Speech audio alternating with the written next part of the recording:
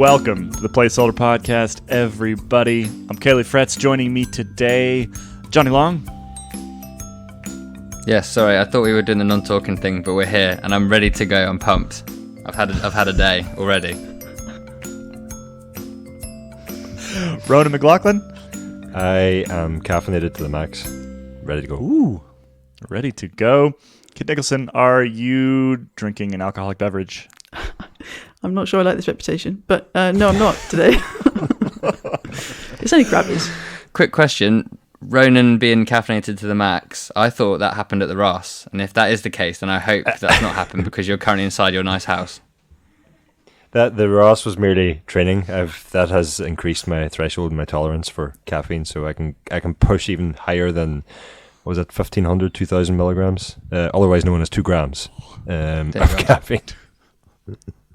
That sounds terrifying. Anyway, let's get into today's show. We got a good one for you. We're talking the end of September. September. Intermarché's troubles, Caleb Ewan's future, Trek and Roglic. Got a little bit more on that. And some weekly pain at the end of today's show. It's going to be a jam-packed one for you. Let's get into the Vuelta first and foremost. It's Tuesday today. Vuelta wrapped up over the weekend. Sepp Kuss is your Vuelta a España winner. The first American winner since Chris Horner. I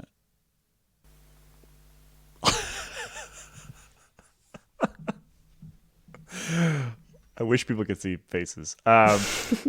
I feel like we have discussed this particular angle, the Sepp Kuss angle, at length, but obviously there's a couple things that have happened since our last emergency podcast, end of last week.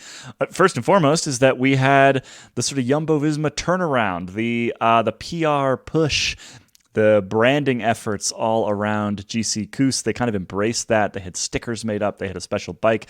The other thing they had done was they had that special kit made up, because they won all 3 Grand Tours this year. So they had that new kit with that was a yellow terrible stripe and a pink stripe and a red stripe, one for each Grand Tour victory. I also saw Dan Benson posted a photo of somebody's laptop showing Jumbo-Visma's sort of 2023 goals at the beginning of the season for the men's team. And they achieved almost all of them. It was like win Flanders, win or Roubaix, win all 3 Grand Tours, a couple of things. They've done something that I don't think has ever happened before in the history of the sport. And they did it at the end also by winning or by taking the entire podium at the Vuelta. We're going to get a little bit more into kind of how we feel about the Jumbo dominance, I think, later in the show. But let's kick off with this weekend. So what else went down over the weekend that was notable to you three? Well, before the champagne, there was, Remco Evenepoel, as certain as death and taxes, he got in a breakaway. And it was great. Caden Groves followed him. Ganna followed him. Kemna, Dens and Rui Costa were all up the road. So you had six riders who were all Grand Tour stage winners so far this year, 5 of them from this race. And it was great. It was great fun. The peloton had a real trouble. So that, usually you sit down for the last stage of a Grand Tour and think, okay, let's just get to the end now. But yeah, I enjoyed that. I wasn't expecting to enjoy it quite so much. Did the Jumbo-Visma social admin crack? Did they break? Did their brain break? Because there was like that weird post with a dog and some couscous, which we think that's where the couscous came from, right, Kit? Yeah, I found this incredibly funny, and it was just kind of capped off the whole week. Because I don't know, we all know what happened. Jumbo-Visma social admin had to manage that, the outlook for the team. And it steadily got more and more deranged, culminating in, I don't know how to describe it really, a very small dog going to town on a very large bowl of some nondescript food. But if you gross. clicked on it was disgusting. But if you click on the alt text of the GIF, the description was GC Couscous, which means that whoever's behind that laptop screen or phone or whatever, however they do their job, searched GC Kuss just for kicks, found that ridiculous GIF and thought, that'll do. And that was how they signed off on the Vuelta, basically. So what you're saying? We've all been there with the that'll do moment. Like, Oh, yeah. especially at the end of a 3-week Vuelta, that's 4 weeks for whoever's running the press there for the team on the ground. So you can understand how that can happen. But still. I think they should probably be paid more if the riders and team are going to act like that, because you can't tweet your way out of these sort of situations, because the thing to do in all situations is not tweet. I did notice it. But he has to tweet because it's his job. So I'm not surprised that he put the disgusting photo of the dog on there. My only desire is that he did do quite a lot of like Jumbo-Visma riders drinking, but I would want him to go even harder on that and just see how far he can push Richard Plugger.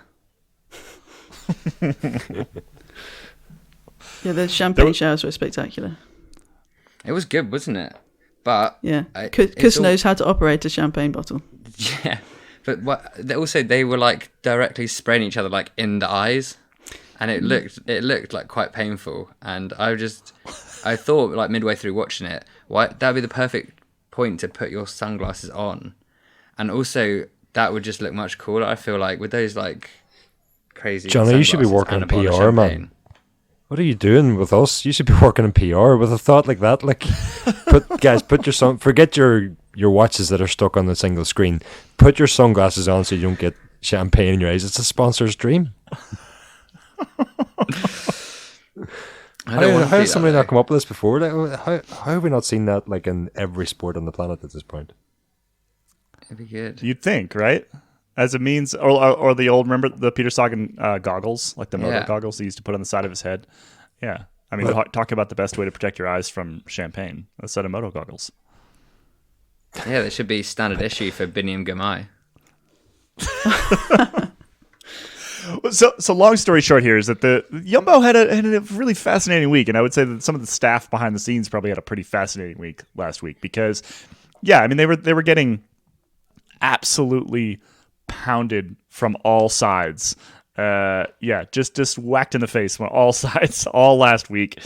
And I mean, the argument has certainly been made that essentially the team acquiesced to public pressure more so than acquiesced to any internal pressure, right? And I think that is potentially accurate. I was even watching like all the meme accounts over the weekend were sort of patting themselves on the back, like we did this, congratulations to us, which I very much enjoyed. And there's some truth to that, right? Like, you know, it wasn't the meme accounts, it wasn't sites like ours, it wasn't any particular thing. It was sort of all of it combined, pushed a team to do something that it felt like they wouldn't have otherwise done. Like if everyone hadn't sort of yelled about it, Jonas Vingegaard would have won that Vuelta, right? Nah. I like to think they wouldn't have. He wouldn't have. That Kuss was in as good. I think on the Angliru, that was. I mean, it was one of the hardest to watch stages, but and you know his gap was small by the end over Vingegaard. But I think on that day, at least the way that I've been interpreting, thinking about it in my head, the optimist that I try to be, is that earned him the right to be the leader. It was like, okay, we tried, couldn't drop you. We'll help you out now. And by helping him out, really, all I mean is they just let the breakaways enjoy the rest of the race. I would like to give them the benefit of the doubt also, but I just struggle to. It was so tight, right? Like you have to think they would have. Well, I don't know. We're talking hypotheticals here. We'll never really know, but nonetheless, I think it was just a kind of astonishing week because of that question. Regardless of which direction you answer that question, like the fact that it is possible that essentially fan outcry led to a tactical shift within what is now the biggest, most successful team in all of pro cycling. That is something that is, well, it's not something that I think we're going to see again anytime soon.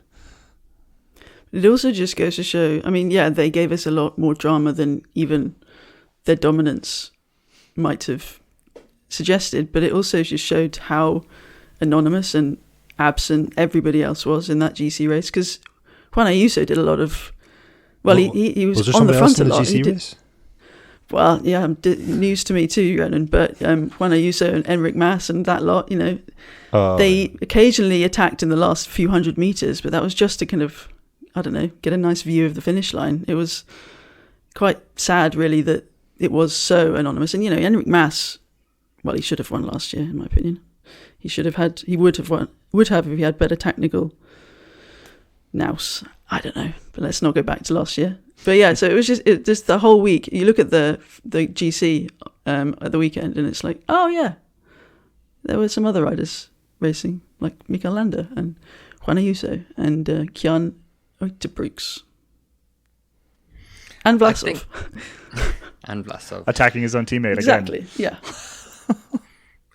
I think the interesting thing about the fan pressure or whatever is that we don't usually get it in cycling because there's all the teams and riders and stuff and races aren't beholden to like sections or the fans. Like there's that Belgium one day race that always used to do those like horrible sexist posters, but then they're just like, okay, fine, we'll finally stop doing it well after the fact, yeah. But nothing like happens, or if a rider does something, it's like, oh, they just find another team or. Whereas like in football, for instance, recently you've had like horrible stories where teams have tried to keep players who have like done or are accused of doing bad things, and then fan pressures forced them out of the club. Or like a couple of years ago, you had the whole Super League thing where the clubs are trying to do that, and then fan pressure and media pressure all back that down. So it's actually nice to see it can work in cycling, and we're not just like outside of this vast aquarium peering in at all the weird cycling shaped fish. I mean, it points to how passionate the entire fan base got, and that's not something that's really normal, right? Like I would say most of cycling fandom is generally built on sort of individual fandom more so than team fandom, perhaps, at least in sort of the English speaking world. I think maybe slightly different in places like Belgium, probably slightly different in the Netherlands and with Jumbo. But yeah, in the English-speaking world, it tends to be individual rider fandom, and I think that's kind of what we saw. And it's almost like situational, contextual, right? Like the context of last week really mattered to all of a sudden making every single bike racing fan of the planet a Sepp Kuss fan, right? Like that it didn't start the Vuelta that way. It was the context of that particular moment that sort of enraged this massive group of people, and yeah, ended up, I think, at the very least, shifting a tactic. You can argue forever whether that actually changed the end result, but the tactic was certainly shifted on the back of a fair amount of pressure, of an enormous amount of pressure. It was also absolutely in their interest. I absolutely agree that the social media had an impact, and they would have felt, just the idea of Vingegaard winning this weekend. Yeah, he might have been the strongest at the race, and people have argued about that. If there isn't a race for the overall, then what's the point in watching? But cycling is a team sport, and there've been countless times when, the second or third best rider has been guided to the finish. But if they had knocked Sepp Kuss off the top step, they've said themselves that he is the key he has been the key to their Grand Tour successes over the past few years. And it would have been a massive implosion. And we all know that Sepp Kuss, part of the reason that Sepp Kuss might have suffered under the pressure of Roglic and Vingegaard was that he's just too nice. And obviously fans like him for that. He gives a good interview. He's got a nice persona. He is, one of the sporting heroes that people love to see, and that you wouldn't mind having your younger brothers or sisters or children supporting. But yeah, if that had happened, if Kuss had had it robbed, it would have been really bad for the team themselves going forward too. Potentially. Maybe Sepp Kuss is just too nice to even let that affect him. But you've got to imagine it would. I feel like Jonas Vingegaard realized that quite quickly, and Primož Roglic maybe still hasn't fully comprehended it. Yeah. that was the sense that I got from the end of the Vuelta. Yeah, definitely. Vingegaard, like literally from the end of the Angliru, and definitely the next morning, he's like, no. I want Sepp to win. September. I want nothing to do with this. And he very quickly realized what the PR ramifications of that were. And meanwhile, Roglic is sort of over the side, like, we race. We race up the mountains. We see what happens. I was just going to sort of reiterate the context around the scenario that unfolded that we're unlikely to ever see ever again. Not just three riders in one team on the podium, not just the same team winning all three Grand Tours in 1 year, but the loyal lieutenant who has, you talk about the strongest rider winning the race. Sepp Kuss, time and time again, has sacrificed his chances of winning individual stages to help these other two grand champions who have already won multiple Grand Tours each. And yet somehow that loyal lieutenant, who in theory is supposed to be the lesser of the three riders, finds himself in the lead. And those other two grand champions then can't return the favour that he's... So all that, it just made for this scenario that we're unlikely to ever see again. And I think, if we're talking as well about Vingegaard realising what was unfolding and changing tack pretty quickly, I still come back to the fact that it never should have happened in the first place, and that if Jumbo were bringing Vingegaard and Roglic, they couldn't have anticipated what Kuss was going to do, but if they're bringing Vingegaard and Roglic to the Vuelta, a conversation needs to happen in advance of what's going to happen if the two of them find themselves fighting out for the red jersey, because it was almost inevitable. And then, had that conversation happen, it easily, swap out one of the riders for Kuss, or swap out both riders for Kuss, or whatever. That conversation is much easier in advance rather than trying to wind the clock back and decide it after you've got three guys onto the podium and all the sort of complexity that comes with that. But the other thing for Jumbo was did somebody not realise that Primož Roglic is turning 34 this year, and Jonas Vingegaard was still 25 or 26, who theoretically has his best years ahead of him, has already won 2 tours. At some point, they just need to be ruthless and say, Vingegaard is our guy, not only for winning the tour, but winning 10 tours in the next 10 years. And as much as it might upset Roglic, we need to keep Vingegaard happy. So then it was as soon as Vingegaard was happy for Kuss to win, that's what should have happened. So I think the whole thing could have just been not only handled better, but avoided to start with.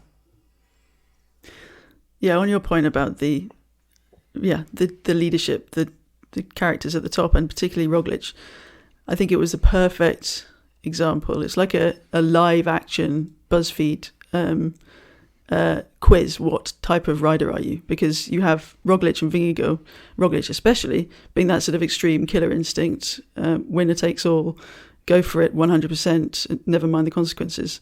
And then you've got Kuss, who's just nice guy. He's I think I deserve to win this, but it is what it is. I think that was really stark, and we really, really saw the extreme versions of those caricatures in the last week. It reminded me of a story that I heard when I first got into cycling 20 years ago about Sean Kelly and Stephen Roach. I think it was in the Nissan Classic, and I might not have the facts straight here, so forgive me if I don't, but it was something along the lines of the two grand champions of the day in their home stage race near the end of the season, and they could sort of divvy out stage ones between them to a certain extent. And I think a deal was done one day that Kelly had said to Roach or something, you let me win today's stage and I'll help you win a stage. And Roach agreed to that.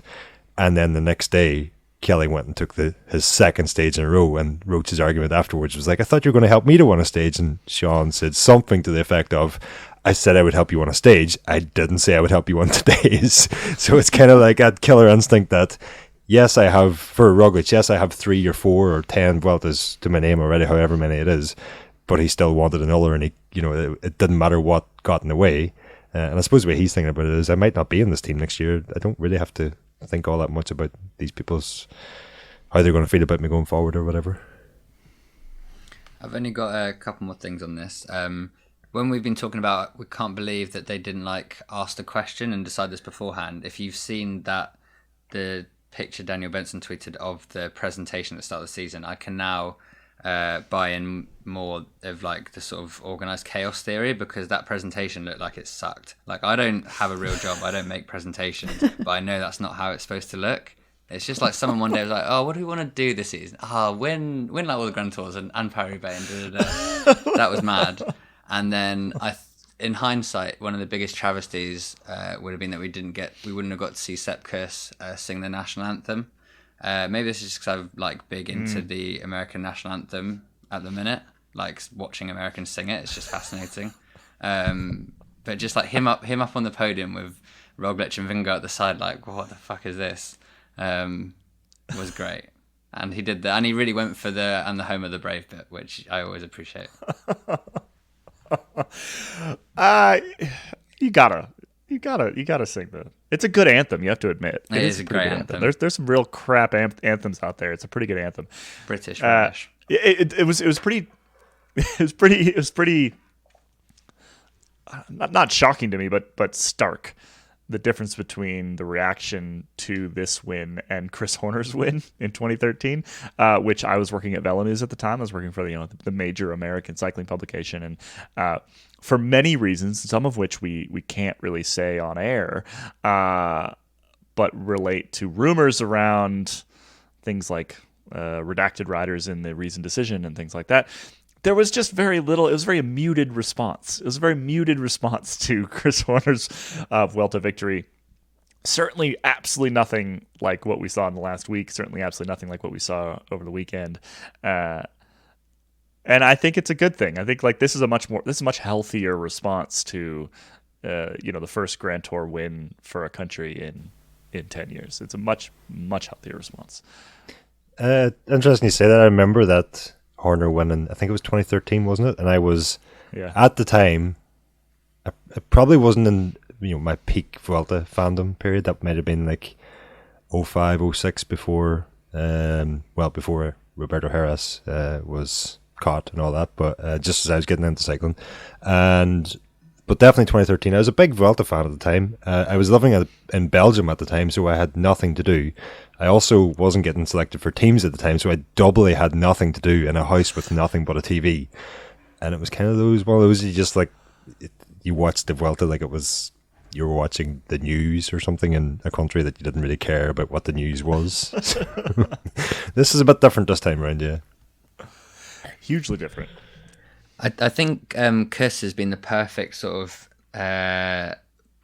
person to diffuse like the domination for Jumbo-Visma, because traditionally he's been a guy who has bad days and like struggles to put it all together for his own sort of chances, and coming off the back of like Vingegaard's total dominance of the Tour, that time trial, everything, any sort of valid questions associated with dominance, I think Sepp Kuss actually come in, and for all the PR blunders, him winning the Vuelta has, like, if Vingegaard Roglic wins the Vuelta, there's less of a good news story to follow. So then I think everyone naturally then goes down the path of like, we need to ask, and the questions were asked at the end in Madrid at like final press conferences and stuff.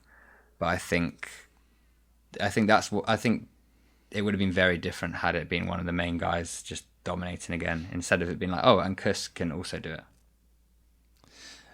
Kuss did get the sort of domination question, basically the doping question, right? He basically got a doping question. His answer was really interesting, which was essentially that. Well, it was an unusual answer. I'm paraphrasing here, but it was basically you have to be prepared to lose, and I think that the dangerous thing is if you're not prepared to lose, and that you have to like accept losing, and that's not something we hear from the sort of top champions all that frequently. As a response to that particular question, is like his defense is basically like I am able to accept when a rider is better than me. And if you actually sort of boil down the real crux of the doping question, that's a quite insightful thing, because like when I look at riders, the riders I worry about doping most are the ones who seem sort of physically incapable of losing, right? Like they have this sort of insane, I think you can say insane need to win stuff. Those are the ones that you feel like would probably pull out all the stops at some point to make sure that keeps happening. Whereas Kuss's response, I think, is a much more measured, much more reasonable, much more believable response than I think we've heard from most. And to Vingegaard's credit, I think Vingegaard and Kuss have had the two best answers to that question in the last half decade, basically. Yeah, although at least Kuss didn't say like he wouldn't give his kid drugs. It was nice to get that was a more weird one. Sort of nuance. That was weird. I was talking more about Vingegaard's last year, not this summer, that's true, yeah. Which was much more nuanced. Yeah, it was a fascinating response to that question. Vingo was just building up to the weird dog meme. He was just like, I'll say something weird about my kid, and then we'll get to the dog meme at the end of the Vuelta. Yeah, I don't know. Kuss's response didn't really do it for me, to be honest. I thought it was just a bit... I think as a cyclist, you kind of have to be pretty good at losing anyway. Even if you're Mark Cavendish at your peak, you're going to lose 90% of the races you start or whatever it might be. But I admit that I don't want to be critical of it. It was... at least it wasn't that old chestnut. I've never tested positive. But I read it and it didn't really... It didn't move the... I was going to say it didn't move the needle for me, but that would be a terrible... terrible turn of phrase to use for this subject. It was not. It was not original. Media trained. Yeah. Well, it might. It was media trained, but it wasn't like regurgitated nonsense. I appreciated it. Yeah, I think maybe just because it was something that we haven't really heard before. It was like a vulnerability that they don't usually, that like sort of, Grand Tour winners do not generally use in these like immediate post-race interview kind of situations. He is a very good speaker, and it kind of... What I found most interesting as the Vuelta progressed was his almost like a shift in his... reading between the lines, you could sense a shift in his mentality from starting off purely in support of the other riders to, this is great, I have the jersey, I get to down some champagne, to, I want my chance. And I just, not to go back to the whole conversation we just had, but when we're talking about his post-stage or post-race press conferences, you kind of do wonder what everyone done in the background, is it going to influence Kuss's thoughts going forward? And I think about 2 weeks ago, we had speculated no matter what happened at the Vuelta, even if he won it, it probably wouldn't change who he is, and he probably would slot back into that domestic role. But with the way it went, and it would be especially interesting if we knew what actually happened behind the scenes, of which unfortunately we don't. But is there anything to be gleaned from his post-stage press conferences that suggests that maybe he won't be as loyal next season, or he might be as loyal, but he might not be as willing to go to falling still at the side of the road? He's emptied himself that much for his leader or whatever. I don't know. That was, if I was to take anything from what he said after stages, that was more what I was hearing than, or that was doing more for me than the I am happy to lose piece. I think it's time we take a quick break. Hey there, I'm Dane Cash. You may have seen my byline over at escapecollective.com, and I'm also a podcast host, and I'm taking the opportunity provided by this little break in the action of the podcast you're listening to right now to tell you that if you like bike racing and you want some pretty serious analysis, you should check out the Pretty Serious Bike Racing podcast. Every week, I chat with my co-host Cosmo Catalano and a few other extremely talented analysts, and we break down all the big stories in the pro racing scene. You hear from former road pros like Abby Mickey, Ruth Winder, and Ronan Mc Laughlin, and from insightful cycling journalists like Caley Fretz, Jonny Long, and Kit Nicholson. We try to dive deep into the racing action to talk tactics, smart moves by some riders, questionable decisions by others, unheralded members of the pro peloton, and a lot more. And despite my best efforts to keep us very serious, you can rely on Cosmo and the rest of our crew to keep the serious level down just to where it's just pretty serious, the perfect amount of serious. You can find the pod on the main Escape Collective podcast feed, and we hope you'll check it out. All right, back to the show. All right, time for a couple quick news hits here. There's lots of other stuff happening in the world of bicycles outside of the Vuelta. Intermarché haven't been paying riders properly. Who wants to take this one? Go on then. Story came out today, which is we're recording on Tuesday, saying Intermarché Circus 1T reprimanded by UCI over late wage payments. The CEO has blamed sponsor delays in late payments in July, August and September, and has said the team has no budget problems. Basically, it sounds like it's just one of those things when you're sponsored by massive companies and things just take ages to happen sometimes, and you can get delays, and I guess they probably run quite a tight sort of budget sheet. When you've got like that many title sponsors and your kit looks like that, I guess that is the case. So nothing necessarily to worry about, and they fessed up to the UCI that they had been late in paying riders, and then the UCI turned around and were like, well, now we have to reprimand you, which just seems one of those weird things, but I guess UCI needs something to do. But there were like rumours that maybe this is the start of murmurings over, because Belgium is bringing in sort of new restrictions on gambling sponsorships. So Circus, which is some sort of gambling company, their contributions going down a lot, and they're going to lose a lot of money from that. And like Target riders, they want to sign like Oliver Narsson, aren't coming over now, and like there's a lot of staff leaving, but the CEO says that's just normal. So not great, but who knows? Maybe it's just the Belgian media being like, well, Remco Evenepoel's finished their Vuelta now, we need something else to write about, so let's go mad on this one. Hopefully it's all okay. Yeah, something to keep an eye on. Never a good sign. And that team has sort of punched above its weight for the last couple of years. Although this year is a little bit less successful, I think, than last season, where they had a couple pretty big wins. Still, a shame to see it. Next on the list here, where's Caleb Ewan going? Obviously, Lotto Destiny not having their best season, not having their best kind of half decade, if we're perfectly honest. What's Caleb Ewan up to, and where's he off to potentially? Basically, Caleb Ewan's spoken out for the first time since the Lotto Destiny CEO Stefan Hulo, I think is how you pronounce it, basically dug him out for giving up at the tour and things going wrong. And it's like, well, there's a bunch of other stuff going on in your team and underperformance, so you can't just lay it all at his door. And then Ewan's agent at the time hit back and was like, you can't say this. And now Ewan's sort of in the middle ground of being like, I want to stay probably for the final year of his contract, probably because it's a massive contract. The Lotto Destiny want him out the door to free up budget, and they just like are thinking all the bridges are burned.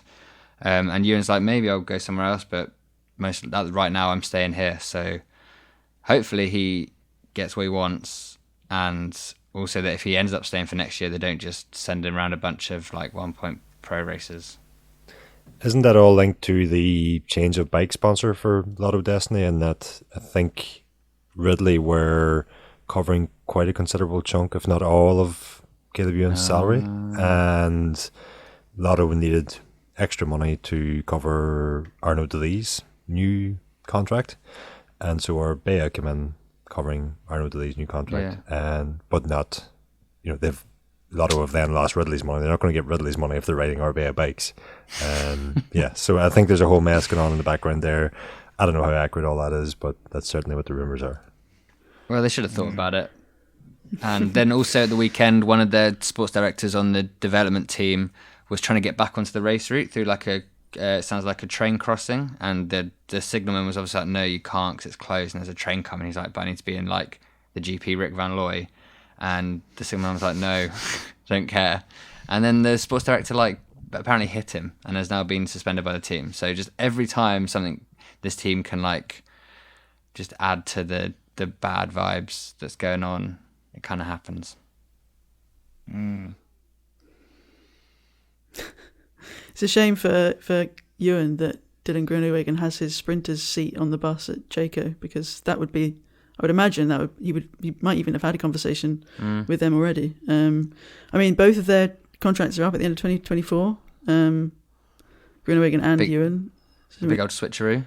Maybe. Have we got any lighter stories than people not getting paid and things going wrong? You've got where's one. Mark Cavendish?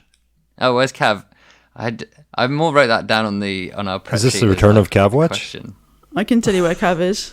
Oh, where is he? Cav is going on training rides with Israel Premier Tech's social media manager, Chris Froome. Ah. Yeah, that's the news about Cav. He's on his bike. What are they training for? Because neither of them have raced in quite a while. Well, obviously Cav was injured following a tour, but he is back training though, I guess, after what was a collarbone break, wasn't it? Cav is definitely going to re-sign with the Astana because Michael Morku is out at Soudal Quickstep, as is Tim de Cler, which is, if we're talking about sort of fan power, I guess it doesn't really work on Patrick Lefevre. That's like the one thing he's inoculated against. Yeah. And then Davide Ballerini, or as Cav likes to call him, Ballero, which is just an awful anglicisation of it.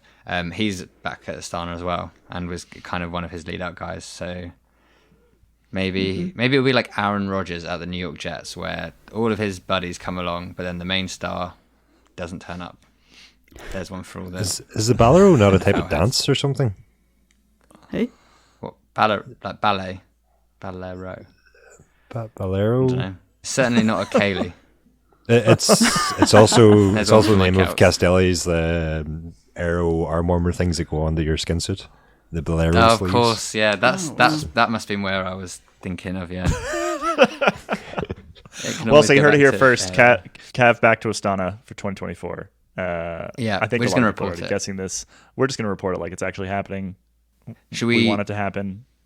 when it gets confirmed, can we then like dredge up this bit of the podcast and be like, guys, we called it mid-September. Told you. We were first. Told you. Stay tuned for Replying to more Dan non-factual updates.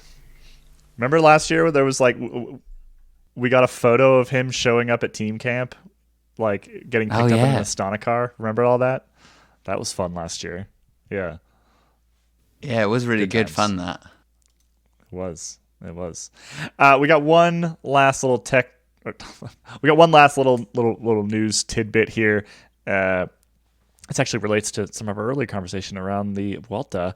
Is that Trek has come out and said, yes, we are interested in signing Primož Roglic. GM Luca Guecciolena was speaking to Marca, I believe, and confirmed the story that we wrote ahead of the Vuelta. And so if all the Jumbo reply guys could stop tweeting at me telling me that I made it up, I'd really appreciate that. That would be great. That was a confirmed story.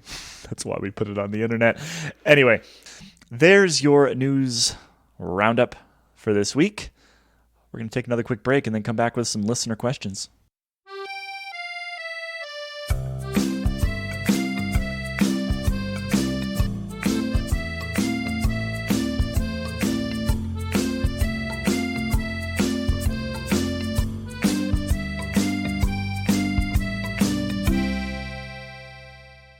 Welcome back, everybody. We've got a listener question and we have an agony aunt for you today. I feel like we need our own name for the agony aunt section. We'll come up with something. Johnny, what's the question? Who's it from? Good question. Who is the question from? Our listener question comes from Ben C on Discord. Remember, you can ask questions by signing up to be a member and get on Discord or emailing me. I just don't set up my alternate email to catch all the questions that are not currently arriving in my inbox, so do send them in. The listening question from Ben C is, what's the white patch on Sepp's right arm? Is there something there that needs stronger sunscreen? I have no idea what he's talking about. Kit has a hand up and knows the answer. Maybe? He's just healing from it.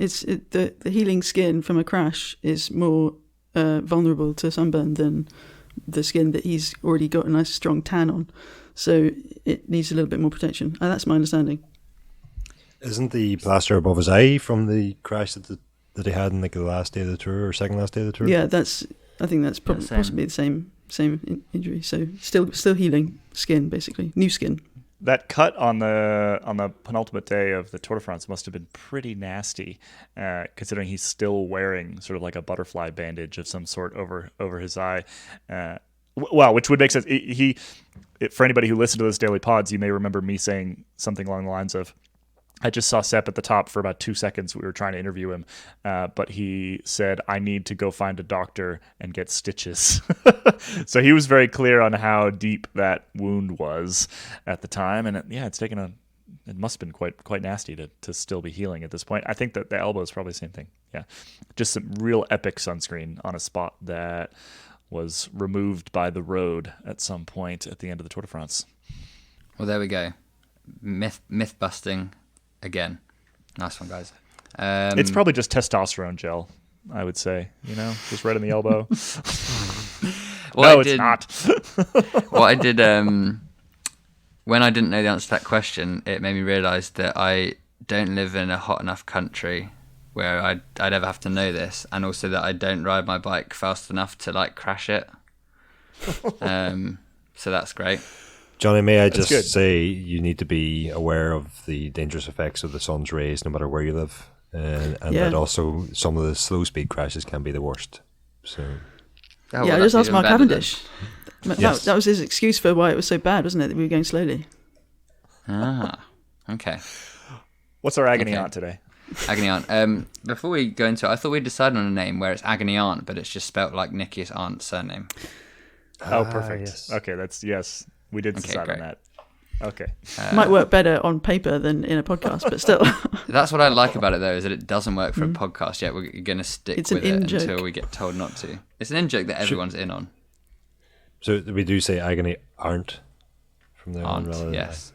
aren't. Yep, and we did discuss doing it in a German accent, but that's where Aren't saying aunt. the idea becomes terrible. Agony Okay, aren't. Agony Aunt. What do we got? What we've got, it comes in from a member. He's emailed in with his membership number, which obviously I won't divulge because that just seems irresponsible. It comes in from Ryan. He says, Dear Nicky's aunt, I've been in a great relationship for the past few years. When I first encountered them, it was love at first sight. I knew we needed to be together. We've had some amazing times together, travelling around the country, days out by the seaside, making new friends, and lots of raucous nights out.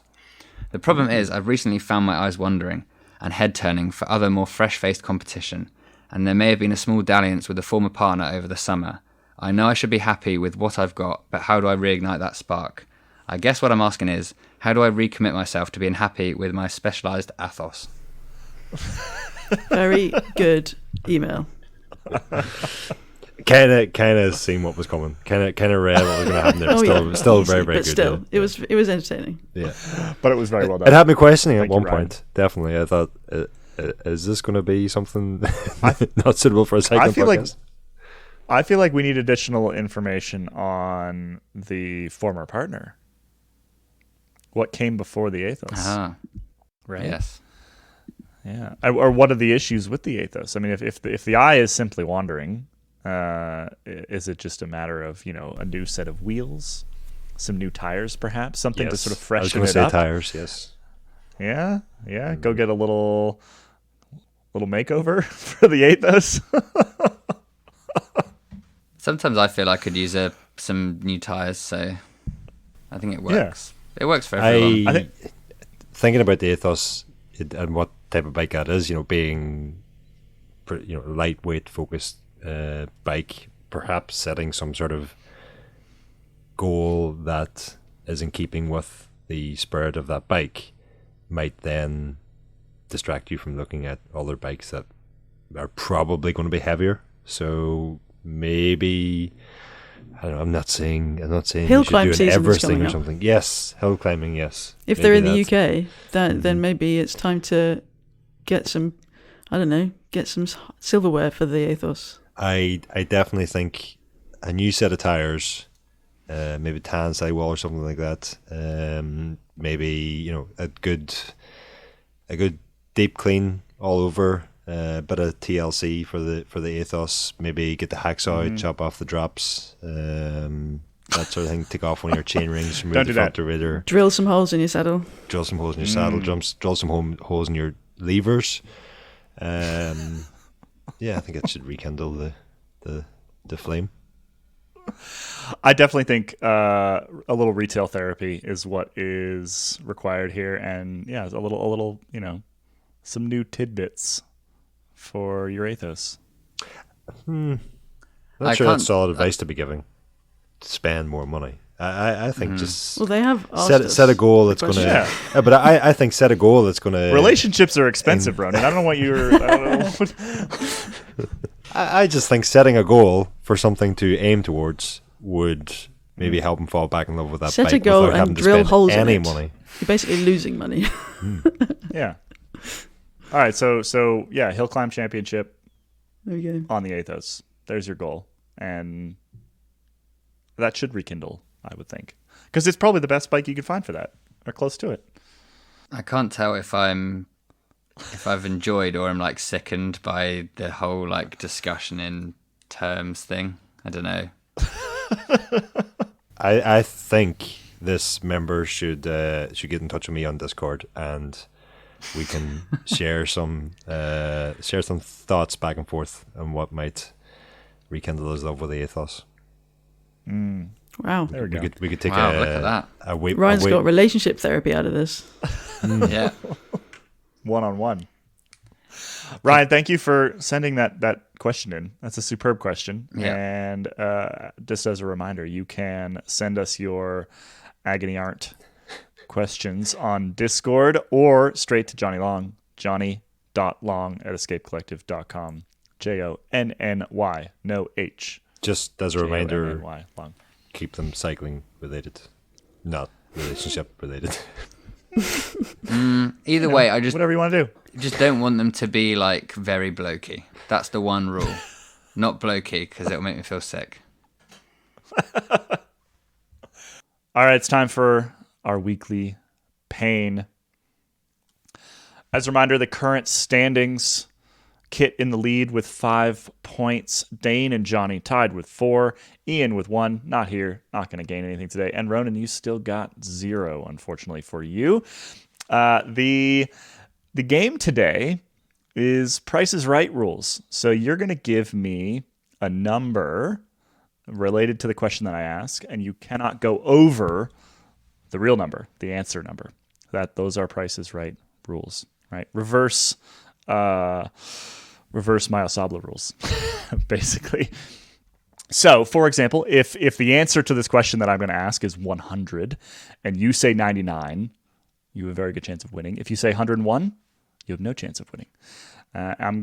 Each of you is going to put in a bid, and I will let you know who wins. The question, of course, is going to be Sepp Kuss-related. So, at the West Yellowstone Super Tour 2009 Sprint Qualifier Nordic Ski Race, Sepp Kuss finished in what position? I will give you one additional hint, which is that there were 120 athletes in this particular race. Please provide your bet. Or your guess. We're going to start with you, Johnny. What position did Sepp Kuss finish at the West Yellowstone Sprint Qualifiers in 2009? I'm not going to give my reasoning so as not to tip off my rivals. I'm going to go with a conservative 56th. 56th. All right. Ronan, what do you think? Is this an age group race, or is this what kind of race is this? This is it's a junior race. It is juniors and U23s all combined. Oh, well, that changes. See, Johnny, it. there's a lesson against for you. adults. There's a lesson for you. Working together is better for everyone, Johnny. Teamwork. That's the thing. So you've already made your guess, and you excluded us from your rationale. So there you go. One further question. Unbelievable. I'm confused as to how it would work if someone picks win, like the first place, because how do you go under the Sepp didn't win. I'll tell you that right now. Okay, that. Okay. The guy that won was in the Olympics for Nordic skiing quite recently. So those are the people who won this. And Sepp is a very good skier, but he was not that good a skier.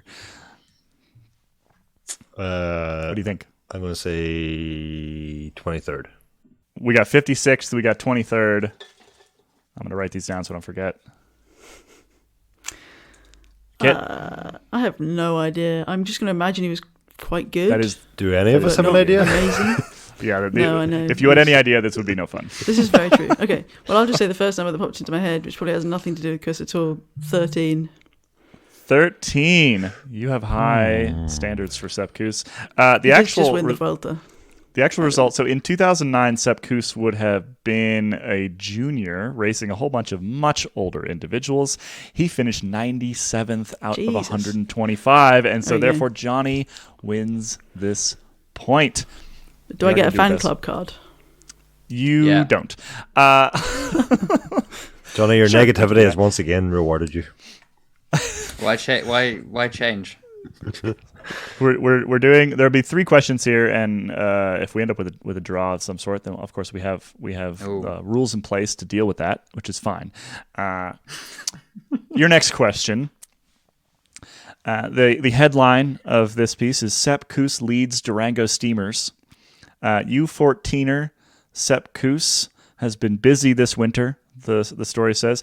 Besides skiing full-time for the Durango Nordic Ski Club, Sepp has led the Durango Steamers of the Bantam B Hockey Southwest League with how many goals? Oh, Can we?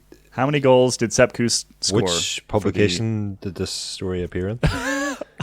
I'm not telling you. You can't look it up. No, That's no, cheating. no. I'm not going to look I it up. thought I'm Ronan just- was inquiring as to the journalistic rigor of the local newspapers in Durango.